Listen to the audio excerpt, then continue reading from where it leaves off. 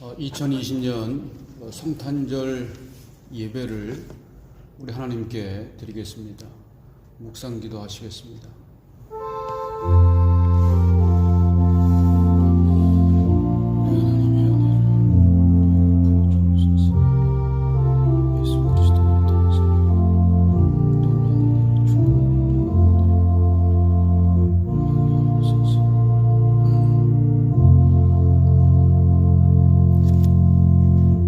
박사들이 왕의 말을 듣고 갈새 동방에서 보던 그 별이 문득 앞서 인도하여 가다가 악이 있는 곳 위에 머물러 서 있는지라. 그들이 별을 보고 매우 크게 기뻐하더라. 집에 들어가 아기와 그의 어머니 마리아가 함께 있는 것을 보고 엎드려 아기께 경배하고 보배합을 열어 황금과 유향과 모략을 예물로 드리니라. 아멘. 어두운 세상에 빛으로 오신 주님 감사드립니다. 베들레헴에 냄새나는 말 구유로 오심과 같이 오늘 우리의 더럽고 냄새나는 마음에도 찾아와 주시옵소서. 낮고 천한 저희들을 긍휼히 여겨주시고 죄와 사망의 권세에서 구원하여 주옵소서. 온 누리에 구주 탄생의 영광이 찬란하게 빛나는 성탄절 아침, 저희들이 지극히 겸손한 마음으로 예배를 드립니다. 순결하신 아기 예수님의 사랑이 우리 심령에 가득 채워지는 거룩한 예배가 되게 하옵소서. 하늘 보좌를 버리고 이 땅에 오신 구주 예수님의 이름으로 기원하옵나이다. 아멘. 찬송가 109장, 새 찬송가 109장 우리 1절과 4절을 함께 찬송하시겠습니다.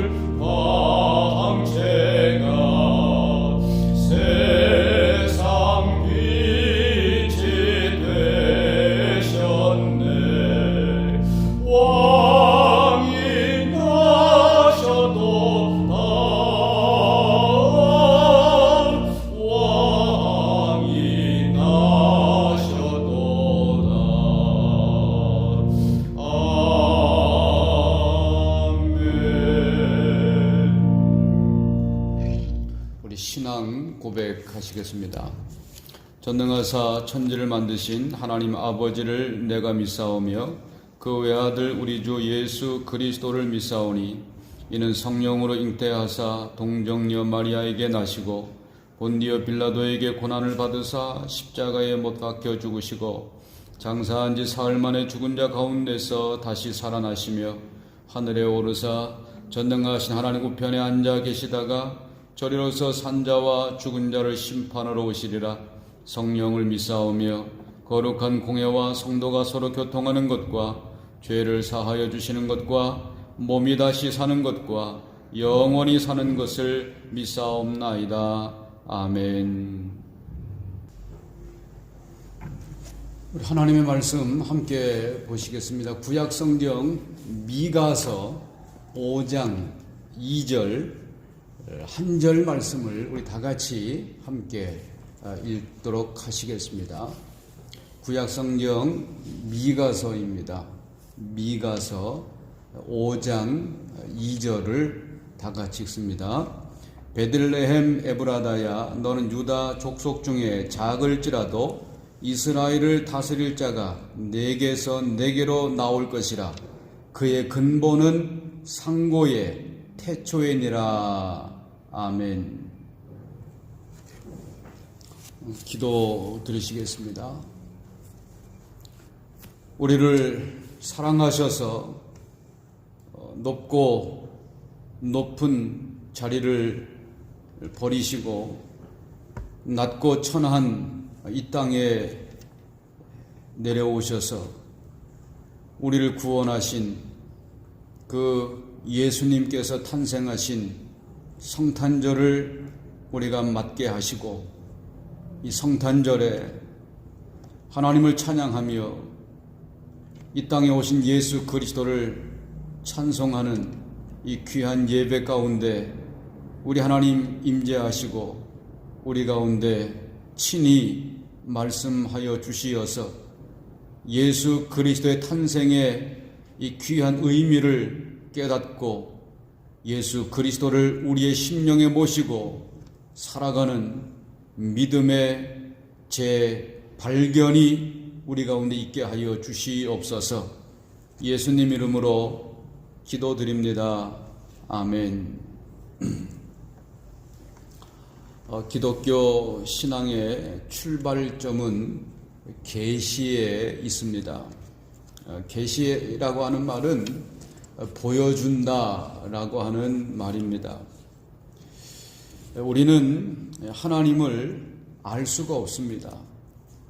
그런데 하나님이 자신이 어떤 분인가를 계시하셨기 때문에 우리는 그 하나님을 알고 또 그분을 믿을 수가 있는 것입니다. 그런데 여기에 계시를 둘로 나눌 수가 있습니다. 일반 계시와 그리고 특별 계시로 나눌 수가 있습니다. 일반 계시는 하나님이 안 믿는 사람들에게도 보여주시고 베풀어 주시는 은혜입니다. 대표적으로 자연을 일반 계시라고 말할 수 있습니다. 마태복음 5장 45절을 보면 해를 악인과 선인에게 비추시며 비를 의로운 자와 불의한 자에게 내려주심이라 라고 하는 말씀이 있는데, 이것을 일반 계시 혹은 일반 은총이라고 말을 하게 됩니다. 그런데 이러한 일반 은총만 가지고 구원을 받을 수가 없습니다.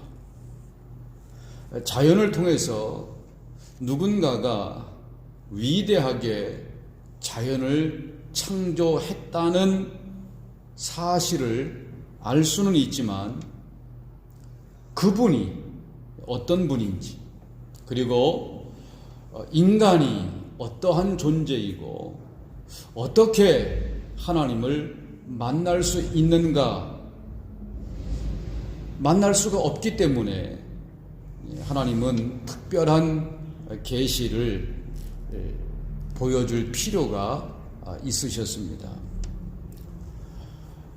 그런데 이 특별 계시를 우리는 둘로 또 나눌 수가 있습니다.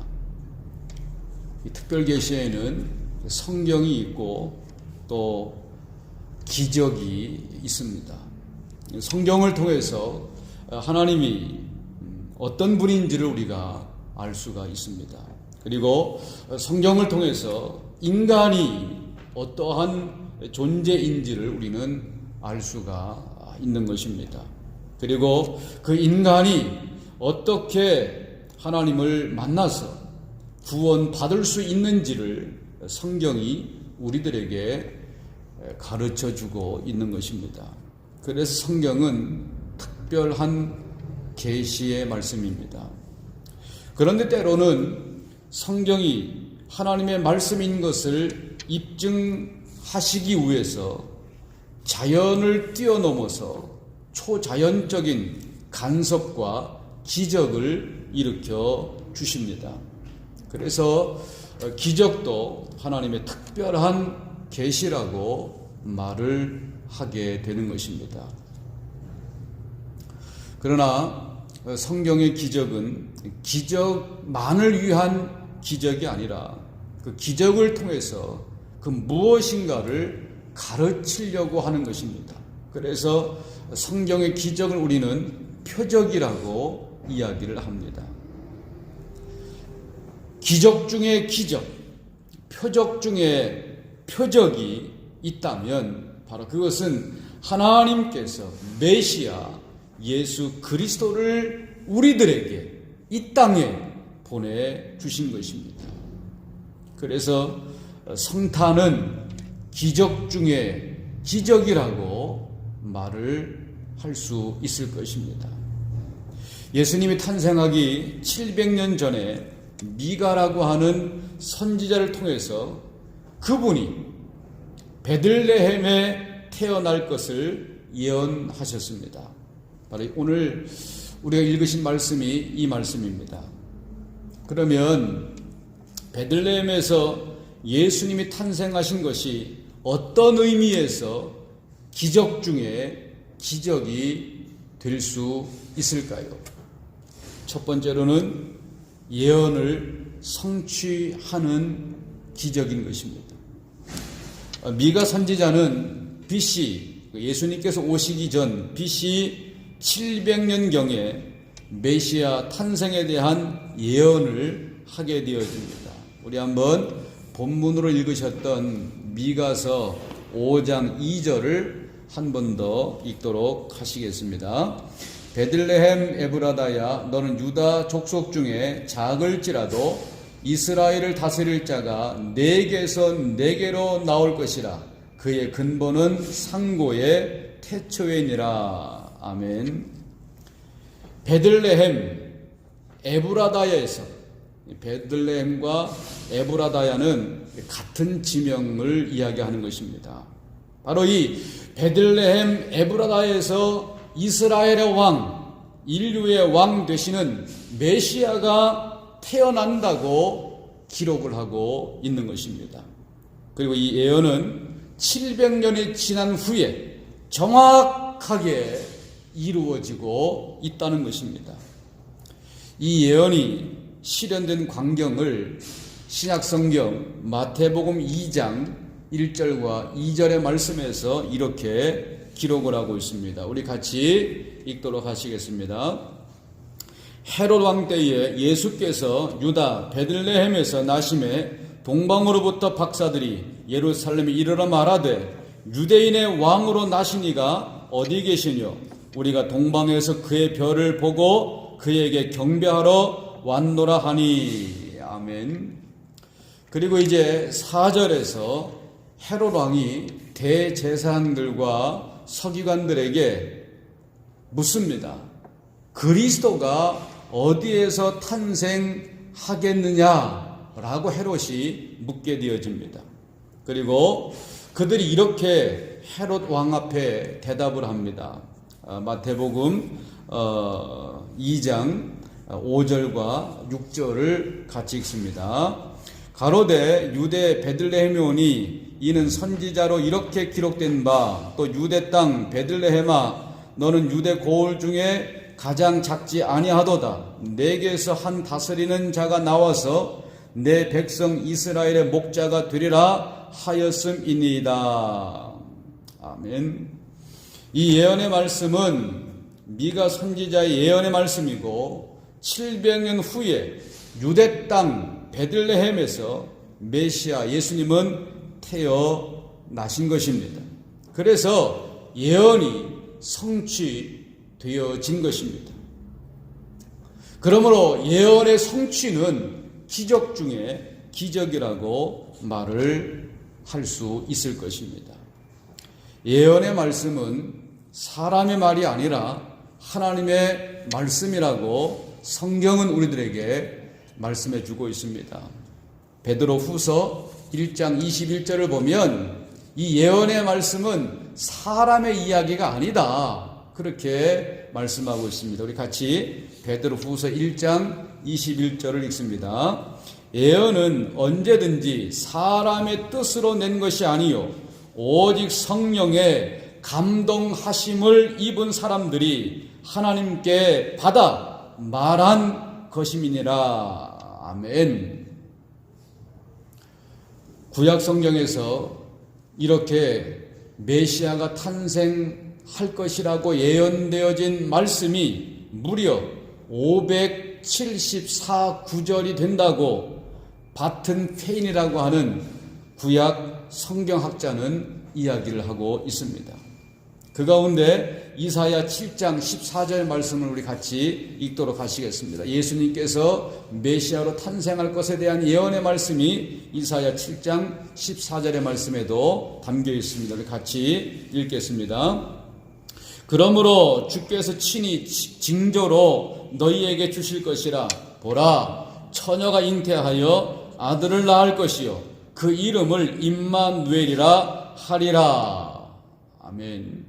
이와 같은 베들레헴에서 메시아가 탄생할 것에 대한 예언은 구약 성경에만 무려 574번이나 예언이 되어 있다는 것입니다.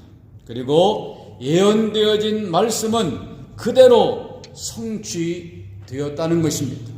그러므로 예수 그리스도의 탄생은 기적 중에 기적이라고 말할 수가 있을 것입니다. 이제 두 번째로 베들레헴 그곳에서 메시아가 탄생한 것은 작은 것을 위대하게 만드는 기적이었습니다. 첫 번째는 예언의 성취이기 때문에 기적이고, 두 번째로는 작은 것을 위대하게 만들었기 까닭에 기적이라고 말할 수가 있을 것입니다. 우리가 본문으로 읽으셨던 미가서 5장 2절 말씀 가운데 베들레헴 에브라다야 너는 유다 족속 중에 작을지라도 이렇게 말씀하고 있습니다. 베들레헴은 유다 고을 중에서 가장 작은 고을입니다. 이스라엘에서 제일 알려진 도시는 예루살렘입니다. 그런데 이 예루살렘에서 남쪽으로 8km 그렇게 멀지 않은 거리지 않겠습니까? 걸어서 1시간 조금 더 걸어가면 될 만한 그러한 거리, 8km를 내려가면 베들레헴이 나온다는 거예요. 예루살렘에서 조금만 걸어가면 이 베들레헴이 나오게 되어집니다. 근데 그 베들레헴은 아주 작은 도시였습니다. 그런데 만약에 8km밖에 떨어지지 않았던 큰 도시, 이 예루살렘에서 예수님이 태어나셨다면 세상의 모든 사람들에게 관심을 끌 수가 있었을 것입니다. 왜냐하면 예루살렘은 모든 사람들이 모이는 곳이고 모든 사람들의 관심을 받는 도시이기 때문에 바로 예수님께서 예루살렘에 태어나셨다면 모든 사람들의 관심을 끌 수가 있었을 것입니다. 그런데 예수님은 예루살렘 대도시에서 태어나신 것이 아니라 작은 도시 베들레헴에서 예수님께서 태어나신 것입니다. 영어 성경 번역은 작을지라도 이 말을 무시해도 좋을 그렇게 번역을 했습니다. 작다라고 하는 것을 무시해도 좋다는 거죠. 무시해도 좋을 만한 그런 고을, 그런 마을이라고 번역을 했던 것입니다. 그러니까 이 베들레헴은 별 볼 일 없는 고을입니다. 사람들에게 관심을 끌만한 그런 고을이 전혀 아니었습니다. 그런데 여기서 예수님께서 탄생을 하신 것입니다.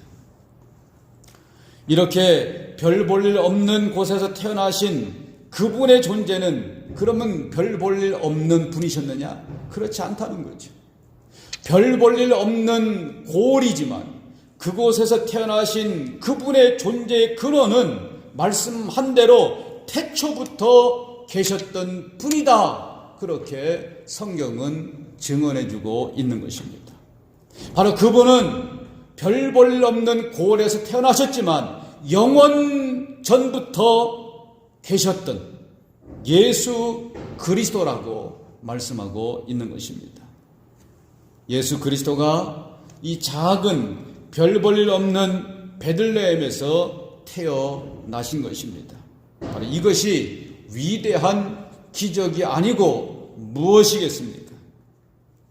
이 기적은 큰 것을 더 크게 만드는 기적이 아닙니다. 바로 이 기적은 작은 것을 위대하게 만드는 기적이었습니다.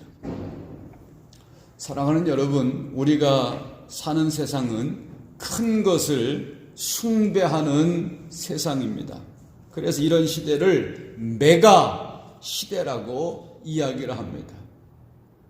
큰 것이 높임을 받고 큰 것이 박수를 받습니다. 큰 나라가 큰 소리를 치는 그런 세상입니다. 그런데 우리 시대에 또 하나의 트렌드가 있다면 바로 작은 것도 중요하다라고 하는 것입니다.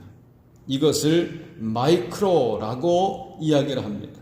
그래서 우리 시대를 메가 시대라고 이야기도 하지만 또 하나 우리 시대를 마이크로 시대라고 이야기를 하기도 하는 것입니다. 작은 것이 세상을 지배하고 있습니다. 베들레헴, 이 작은 마을에 온 세상을 다스리시고 변화시킬 위대한 메시아가 오셨다는 것입니다. 그래서 성탄절의 기적은 작은 것을 위대하게 만드는 기적입니다. 하나님이 저와 여러분 이 작은 우리들을 만나 주시면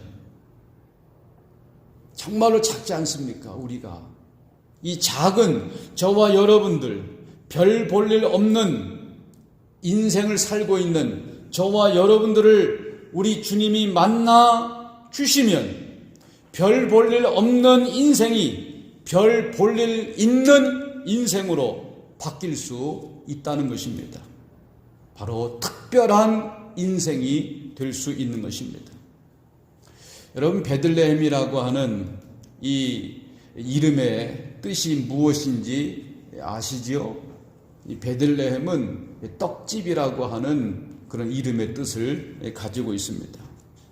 이 베들레헴 떡집에서 생명의 떡이 되시는 예수 그리스도께서 오늘 탄생하셨다는 것입니다.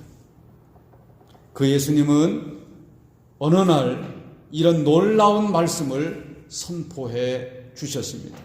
요한복음 6장 35절에서 예수님은 자신을 이렇게 선포했습니다. 우리 같이 한번 읽겠습니다. 요한복음 6장 35절입니다. 예수께서 가라사대 내가 곧 생명의 떡이니 내게 오는 자는 결코 줄이지 아니할 터이요 나를 믿는 자는 영원히 목마르지 아니하리라. 할렐루야. 아멘. 사랑하는 여러분, 생명의 떡으로 2000년 전 이 땅에 오신 예수님을 만나시게 되어지면 영원히 배부르고 그 예수 그리스도를 만나게 되시면 영원히 목마르지 아니하는 인생을 살 수 있을 것입니다.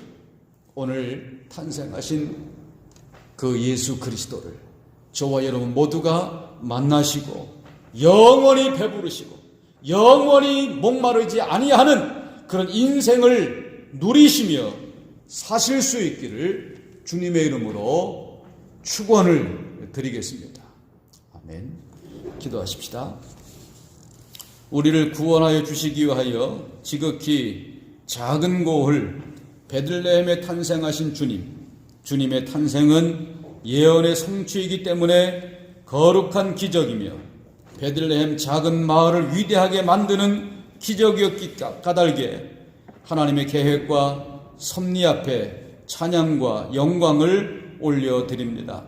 생명의 떡으로 오신 예수님, 이 시간 우리 모두가 생명의 떡이 되시는 예수님으로 인하여 충만해서 영원토록 배부르게 하시고 영원히 목마르지 않는 인생을 살아가게 하옵소서. 예수님의 이름으로 축복하며 기도를 드립니다. 아멘. 우리 찬송가 115장, 새 찬송가 115장을 우리 1절과 4절을 함께 찬송하시겠습니다.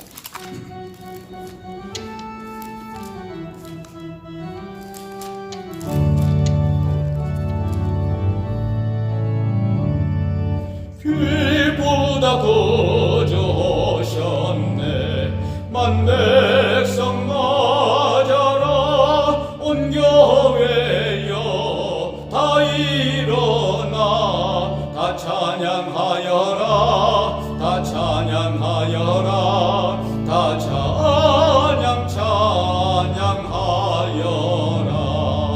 은혜와 진리 되신 다 주관하시니 만국 백성 구주 앞에 다 경배하여라 다 경배하여라 다 경배하여라.